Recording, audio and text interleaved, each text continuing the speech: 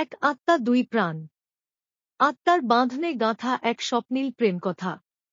অনন্ত সময়ের পটে এক অলৌকিক জগতে জন্ম নেয় এক বিশুদ্ধ আত্মা, ঝলমলে জ্যোৎস্নার মতো নির্মল, অগ্নিশিখার মতো দীপ্ত। এই আত্মার শক্তি এতটাই দুর্বার ছিল যে অলৌকিক শক্তির প্রহরীরা আশঙ্কায় ভীত হয়ে তা দুটি অংশে ভাগ করে দেয়। একটি পাঠানো হয় আলোতে, অন্যটি ছড়িয়ে দেওয়া হয় ছায়ায়। এই দুই ভাগের নাম দেওয়া হয় এলারা আলো ও আরিয়ান ছায়া। এলারা হৃদয়ের কাব্য। এলারা বড় হয় এক ফুলে ঘেরা মায়াজগতে। তার হাসিতে ফুটত সকাল, আর কান্নায় নেমে আসত বৃষ্টি। অথচ তার হৃদয়ের গভীরে ছিল এক ফাঁকা কুয়ো, এক অচেনা কষ্ট, এক না পাওয়া আকাঙ্ক্ষা। তার চারপাশে ছিল ছলনা। এক নিষ্ঠুর দানবরাজ মারদুক তাকে লালন করত, কিন্তু ভালোবাসত না।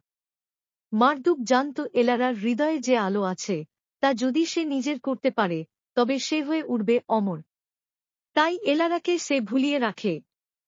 তুমি অপূর্ণ নও, তোমার বাইরেই কিছু নেই। আরিয়ান ছায়ার রাজপুত্র। অন্যদিকে রাজ্য থেকে অনেক দূরে আরিয়ান বড় হতে থাকে এক রাজপ্রাসাদে। বাহ্যিক সবকিছু থাকলেও তার হৃদয় ছিল শূন্য। প্রতিদিন সে দেখতে পেত এক অচেনা মেয়েকে, স্বপ্নের ভেতরে, হৃদয়ের গোপন কক্ষে।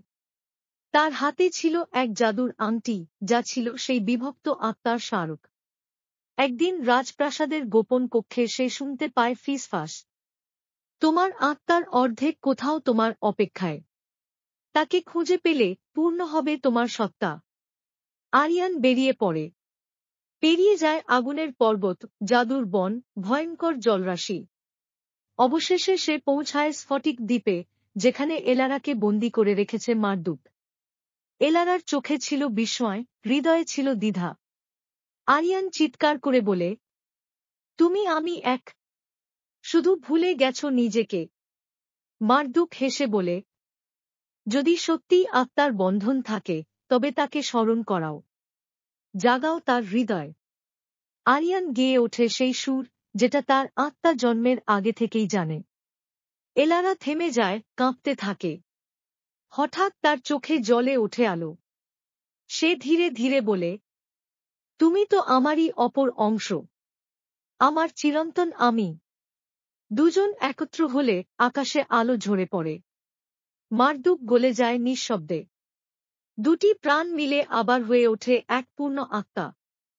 এলারা ও আরিয়ান একত্র হয়ে তৈরি করে এক নতুন জগৎ, যেখানে কোনো বিভাজন নেই, শুধু প্রেমের শক্তি আছে।